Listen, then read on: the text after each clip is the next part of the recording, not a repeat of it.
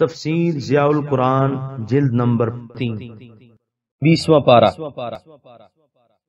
بسم اللہ الرحمن الرحیم سورہ قصص آیت نمبر 29 فلما قضى موسى الأجل وسار بأهله آنس من جانب الطور نارا قال لأهلهم كثوا إني آنست نارا لعلي آتيكم منها بخبر أو جزوة من النار لعلكم تصطلون۔ ترجمہ: پھر جب موسیٰ علیہ السلام نے مقررہ مدت پوری کر دی اور وہاں سے چلے اپنی اہلیہ کو ساتھ لے کر، تو آپ نے دیکھی طور کے ایک طرف آگ۔ آپ نے اپنے اہل خانہ سے کہا، تم ذرا ٹھہرو، میں نے آگ دیکھی ہے، میں وہاں جاتا ہوں، شاید میں لے آؤں تمہارے پاس وہاں سے کوئی خبر یا آگ کی کوئی چنگاری تاکہ تم اسے تاپ سکو۔ سورہ قصص آیت نمبر 29 کے پہلے حصے کی تفسیر۔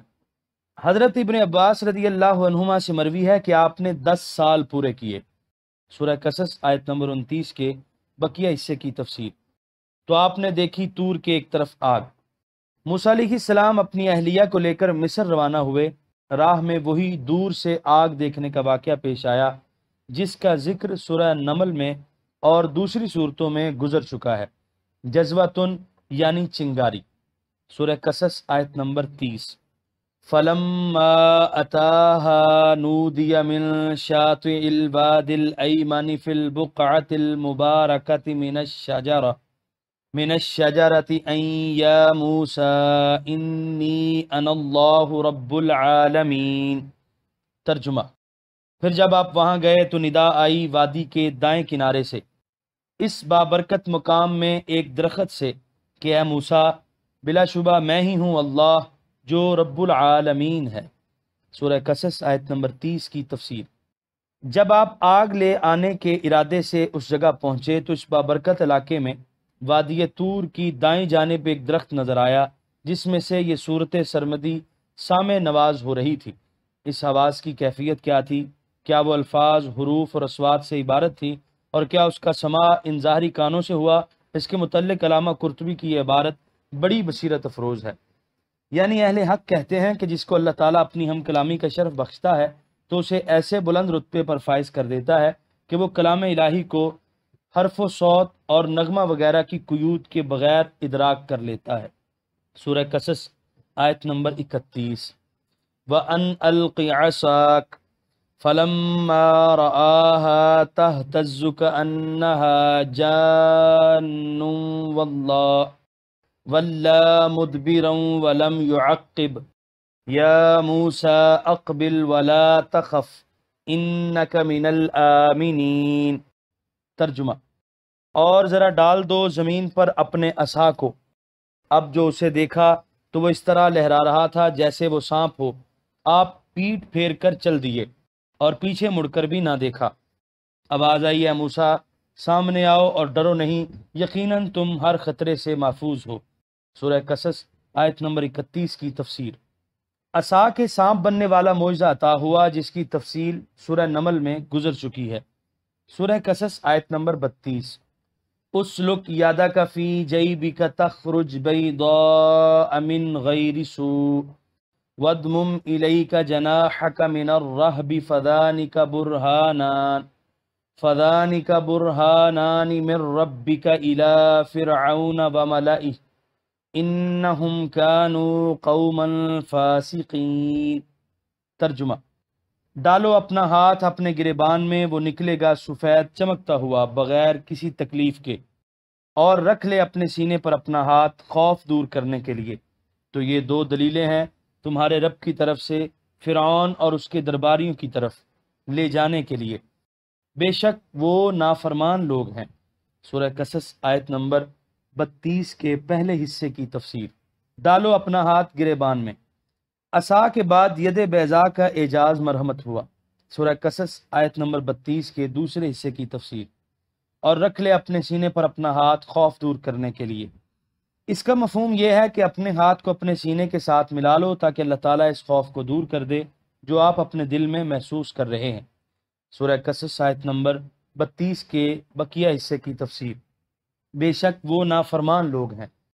فرمایا تمہارے رب نے تمہیں یہ 2 معجزے عطا فرمائے ہیں، اب فرعون اور اس کے سرداروں کے پاس جاؤ اور انہیں سمجھاؤ، انہوں نے بڑا ادھم مچا رکھا ہے۔ سورہ قصص آیت نمبر 33۔ قال رب انی قتلت منہم نفسا فاخاف ان یقتلون۔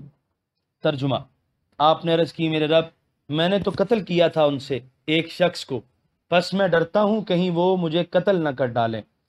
سورہ قصص آیت نمبر 34۔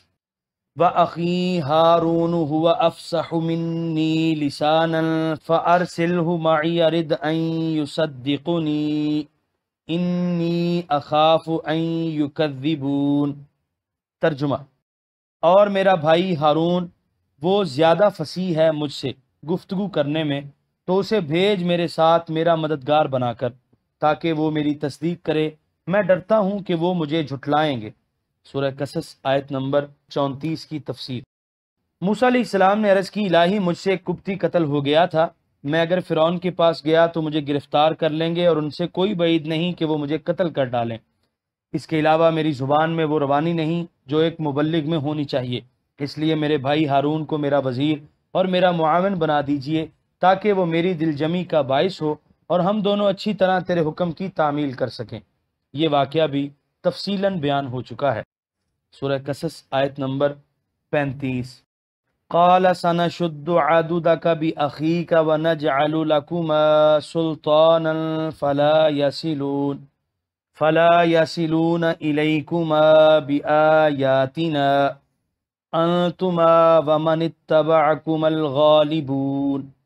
ترجمہ، اللہ تعالیٰ نے فرمایا ہم مضبوط کریں گے تیرے بازو کو تیرے بھائی سے، اور ہم عطا کریں گے تمہیں ایسا غلبہ اور شوکت کہ وہ تمہیں اذیت نہیں پہنچا سکیں گے، ہماری نشانیوں کے باعث تم دونوں اور تمہارے پیروکار ہی غالب آئیں گے۔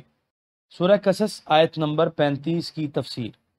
اللہ تعالیٰ نے فرمایا تمہاری دعا منظور ہوئی، ہم تیرے بھائی ہارون سے تیرے بازو کو تقویت دیں گے، فکر مت کرو، جب میں تمہارا معاون ہوں تو پھر بیچارے فرعون کی کیا مجال کہ تمہیں کوئی گزند پہنچا سکے، تم بے دھڑک جاؤ، اسے میرا پیغام پہنچاؤ اور یقین رکھو کہ تم اور تمہارے پیروکار ہی غالب ہوں گے۔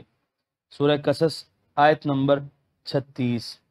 فَلَمَّا جَاءَهُم مُوسَىٰ بِآيَاتِنَا بَيِّنَاتٍ قَالُوا مَا هَٰذَا إِلَّا سِحْرٌ مُفْتَرًى وَمَا سَمِعْنَا بِهَٰذَا فِي آبَائِنَا الْأَوَّلِينَ۔ ترجمہ، پھر جب آئے فرعونیوں کے پاس موسیٰ علیہ السلام ہماری روشن نشانیاں لے کر، انہوں نے کہا نہیں ہے یہ مگر جادو گھڑا ہوا، اور ہم نے نہیں سنی اس قسم کی باتیں اپنے پہلے آباء و اجداد کے زمانے میں۔ سورہ قصص آیت نمبر 36 کی تفسیر۔ حضرت موسیٰ علیہ السلام حکم الہی کے مطابق فرعون کے پاس گئے، اسے دعوت دی، اپنے معجزات دکھائے، انہوں نے ایمان لانے کی بجائے آپ کو جادوگر، آپ کے معجزوں کو جادو کا کرشمہ کہہ دیا۔ موسیٰ علیہ السلام نے فرمایا بے راہ روی اور ظلم و تعدی سے باز آ جاؤ ورنہ برباد کر دیے جاؤ گے۔ سورہ قصص آیت نمبر 37۔ وقال موسیٰ ربی اعلم بمن جاء بالہدى من عنده ومن تکون له عاقبۃ الدار انہ لا یفلح الظالمون۔ ترجمہ، اور موسیٰ علیہ السلام نے فرمایا میرا رب خوب جانتا ہے اسے جو اس کی بارگاہ سے نور ہدایت لے کر آیا ہے، اور وہی جانتا ہے کہ اس کا انجام اچھا ہوگا، بے شک بامراد نہیں ہوتے ظلم و ستم کرنے والے۔ سورہ قصص آیت نمبر 38۔ وقال فرعون یا ایہا الملأ ما علمت لکم من الہ غیری فأوقد لی یا ہامان علی الطین فاجعل لی سرحا لعلی اطلع الی الہ موسیٰ وانی لأظنہ من الکاذبین۔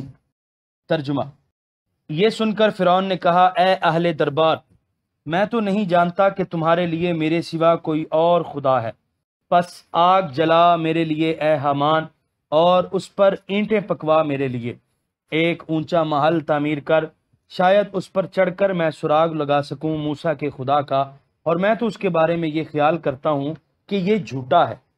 سورہ قصص آیت نمبر 38 کی تفسیر۔ موسیٰ علیہ السلام نے جب اس کے بھرے دربار میں رب العالمین کا ذکر کیا تو اسے سخت ناگوار گزرا۔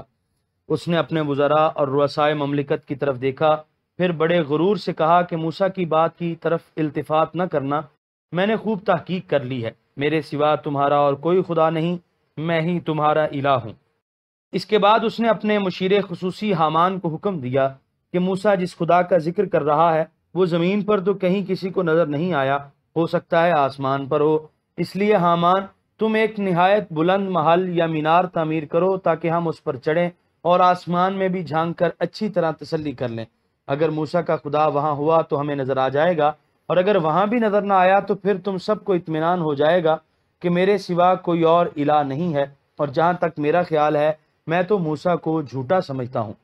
آیت کا مفہوم سمجھ لینے کے بعد یہاں دو چیزیں غور طلب ہیں۔ نمبر ایک، فرعون اپنے آپ کو الہ کہتا تھا، اس سے اس کا مقصد کیا تھا؟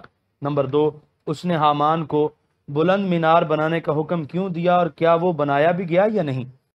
امام فخر الدین رازی رحمۃ اللہ علیہ فرماتے ہیں کہ اس کا اپنے آپ کو الہ کہنے کا مقصد ہرگز یہ نہ تھا کہ وہ زمین و آسمان کا خالق ہے، کیونکہ اس کے اس دعوے کو تو کوئی احمق ترین آدمی بھی ماننے کے لیے تیار نہ تھا۔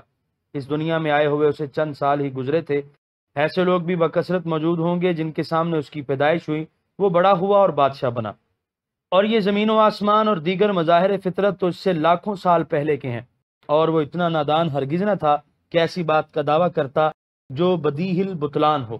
الہ کے دعوے سے اس کا مقصد یہ تھا کہ وہ اپنے آپ کو ساری رعایا کا معبود بنا دے، وہ یہ چاہتا تھا کہ لوگ اس کے ہر حکم کی تعمیل کریں، کسی کو دم مارنے کی اور اعتراض کرنے کی جرت نہ ہو۔ وہ کہتا میرے ملک میں میرا ہی حکم چلے گا، موسیٰ یا ہارون کو کوئی حق نہیں پہنچتا کہ وہ میرے کسی طرز عمل پر یہ کہہ کر اعتراض کریں کہ میرا یہ کام رب العالمین کی مرضی کے خلاف ہے یا میرا حکم اس کے حکم کے خلاف ہے اور میں اس کی حکم عدولی کا ارتکاب کر رہا ہوں۔ علامہ آلوسی کے قول سے بھی امام کے قول کی تائید ہوتی ہے۔ فرماتے ہیں اس کا یہ عقیدہ تھا کہ ہر بادشاہ اپنے علاقے اور سلطنت کا خدا اور معبود ہوتا ہے۔ رہی دوسری بات کہ اس نے حامان کو یہ حکم کیوں دیا تھا اور کیا یہ مینار تعمیر ہوا بھی تھا یا نہیں، تو اس کے بارے میں امام رازی لکھتے ہیں کہ اس کا مقصد قطعاً یہ نہ تھا اور نہ اس کا یہ خیال تھا کہ ایک ایسا اونچا مینار بنایا جا سکتا ہے جس پر چڑھ کر انسان آسمان میں جھانک سکے۔ اس نے تو یہ بات ازراہ مذاق کہی تھی یا اپنی رعایا کو دھوکہ دینے کے لیے ایسا کہا تھا تاکہ لوگوں کی توجہ اس امر کی طرف مبذول کرائی جائے کہ بادشاہ سلامت موسیٰ کے دعوے کی تحقیق کر رہے ہیں، جب تک اس تحقیق کے نتائج سامنے نہ آ جائیں ایک نو وارد کی بات سن کر اپنے قدیم عقائد کو ترک کر دینا بڑی جلد بازی ہے، اور پھر فرعون جیسے جابر بادشاہ کی دشمنی مول لینا بھی کوئی عقل مندی نہیں۔ ابھی کچھ دیر صبر کرو اور دیکھو اس تحقیق کا نتیجہ کیا نکلتا ہے۔ فرعون اچھی طرح سمجھتا تھا کہ جب ایک مرتبہ موسیٰ کی طرف سے لوگوں کی توجہ ہٹ گئی تو پھر کون اتنی زحمت اٹھا کر یہ پوچھے گا کہ جہاں پناہ آپ نے جس تحقیق کا وعدہ کیا تھا اس کا کیا نتیجہ نکلا؟ جس بلند مینار کو تعمیر کرنے کا حکم آپ نے حامان کو دیا تھا وہ کہاں بنایا گیا؟ یعنی اس نے لوگوں کو اس وہم میں ڈالا تھا کہ وہ ایسا مینار بنائے گا، اس کے لیے تیاریاں کی جا رہی ہیں، ماہر کاریگر اور مسالہ فراہم ہو رہا ہے، فکر نہ کرو جلدی کام شروع ہو جائے گا۔ ایسی باتیں کر کے اس نے حضرت موسیٰ کی دعوت سے لوگوں کی توجہ ہٹا دی اور یہی اس کا مقصد تھا۔ باقی رہا وہ قول جو کئی کتابوں میں نقل ہوتا چلا آیا ہے کہ اس نے ایک اونچا مینار تعمیر کیا، پھر وہ اس کے اوپر چڑھا اور ایک تیر انداز کو آسمان کی طرف تیر چلانے کا حکم دیا۔ جب تیر لوٹا تو وہ خون سے آلودہ تھا اور اس نے لوگوں کے سامنے اعلان کر دیا کہ دیکھو میں نے موسیٰ کے خدا کا نعوذ باللہ کام تمام کر دیا ہے۔ اس قول کے متعلق امام موصوف بڑے افسوس کا اظہار کرتے ہوئے رقم تراز ہیں کہ اس بات کو تو پاگل اور مجنون بھی تسلیم کرنے کے لیے تیار نہیں۔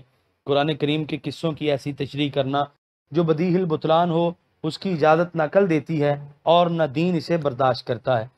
اس طرح تو ہم ان لوگوں کے لیے راہ ہموار کر دیں گے جو قرآن پر اعتراض کرنے کے لیے ایسے زرعی موقعوں کی تلاش میں رہتے ہیں۔ سورہ قصص آیت نمبر 39۔ وَاسْتَكْبَرَ هُوَ وَجُنُودُهُ فِي الْأَرْضِ بِغَيْرِ الْحَقِّ وَظَنُّوا أَنَّهُمْ وَظَنُّوا أَنَّهُمْ إِلَيْنَا لَا يُرْجَعُونَ۔ ترجمہ، اور تکبر کیا اس نے اور اس کی فوجوں نے زمین میں ناحق، اور وہ یہ گمان کرتے رہے کہ انہیں ہماری طرف نہیں لوٹایا جائے گا۔ سورہ قصص آیت نمبر 39 کی تفسیر۔ اس نے غرور اور سرکشی کی راہ اختیار کی اور اس کا انجام وہ ہوا جو ان آیات میں مذکور ہے۔ حقیقت یہ ہے کہ اللہ تعالیٰ کے بغیر جو بھی تکبر کرتا ہے وہ ناحق کرتا ہے۔ حدیث قدسی ہے، تکبر میری صفت خصوصی ہے، جو اس میں شریک ہونا چاہے گا اس کی میں کمر توڑ دوں گا اور اسے دوزخ میں پھینک دوں گا۔ سورہ قصص آیت نمبر 40۔ فَأَخَذْنَاهُ وَجُنُودَهُ فَنَبَذْنَاهُمْ فِي الْيَمِّ فَانظُرْ كَيْفَ كَانَ عَاقِبَةُ الظَّالِمِينَ۔ ترجمہ، پس ہم نے پکڑ لیا اسے اور اس کے لشکریوں کو اور پھینک دیا انہیں سمندر میں، دیکھو کیسا ہولناک انجام ہوا ظلم و ستم کرنے والوں کا۔ سورہ قصص آیت نمبر 41۔ وَجَعَلْنَاهُمْ أَئِمَّةً يَدْعُونَ إِلَى النَّارِ وَيَوْمَ الْقِيَامَةِ لَا يُنصَرُونَ۔ ترجمہ، اور ہم نے بنایا تھا انہیں ایسے پیشوا جو بلا رہے تھے اپنی رعایا کو آگ کی طرف، اور روز حشر ان کی مدد نہیں کی جائے گی۔ سورہ قصص آیت نمبر 41 کی تفسیر۔ فرعون اور اس کے وزراء اور رؤساء کے متعلق فرمایا کہ وہ ایسے منحوس لیڈر اور پیشوا تھے جو خود بھی تباہ و برباد ہوئے اور اپنے ماننے والوں کو بھی جہنم رسید کر کے دم لیا۔ سورہ قصص آیت نمبر 42۔ وَأَتْبَعْنَاهُمْ فِي هَذِهِ الدُّنْيَا لَعْنَةً وَيَوْمَ الْقِيَامَةِ هُمْ مِنَ الْمَقْبُوحِينَ۔ ترجمہ، اور ہم نے ان کے پیچھے اس دنیا میں بھی لعنت لگا دی اور قیامت کے دن بھی ان کا شمار ملعونوں میں ہوگا۔ سورہ قصص آیت نمبر 42 کی تفسیر۔ اس کا معنی ملعونین کیا گیا ہے۔ حضرت ابن عباس نے اس کا معنی فرمایا ہے جن کے چہرے بگڑ گئے ہوں، رنگ سیاہ ہو اور آنکھیں نیلی، اور جس کو ہر بھلائی سے دور ہانک دیا گیا ہو اسے بھی مقبوحن کہتے ہیں۔ یہاں پر 20ویں پارے کا 7واں رکوع مکمل ہوا۔ آپ دیکھ رہے ہیں PATF Islamic info YouTube channel. مزید اسلامک ویڈیوز کے لیے ہمارا چینل سبسکرائب کریں۔